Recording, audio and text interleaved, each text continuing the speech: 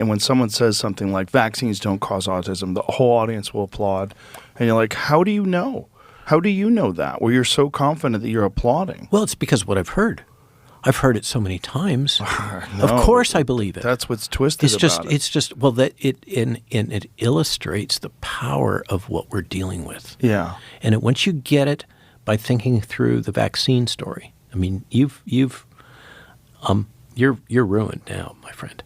Because once you get it about vaccines, then you see it everywhere. Well, I had Suzanne Humphreys on, who wrote that book, Dissolving Illusions. Uh-huh.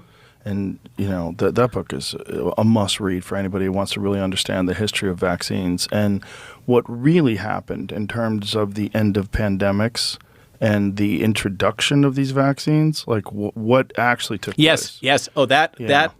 And, there's the whole thread of how prevalent lead was in the population, in the powdered wigs and so many things that we had. And then when they got rid of the lead, that was concurrent with the onset of widespread vaccination.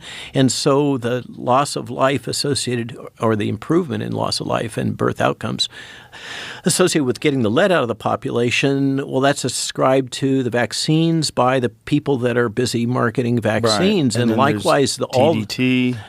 All the work associated with water sanitation and all of that. No, that's all true. The first time to credit where credit's due, as a vaccinologist, the first time I really encountered that logic was Candace Owens had me on years ago.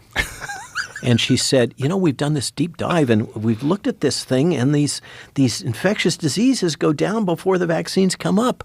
And yet we're told this narrative. Right. And of course we're told this narrative. Yeah. The polio one's the nuttier one. Because when people are so concerned about polio and polio vaccines, and we've cured polio, they're going to bring back polio if they stop the vaccines. When I tell them, what percentage of polio do you think is asymptomatic? And that most people think like none, right? It's 95 to 99% of polio is asymptomatic.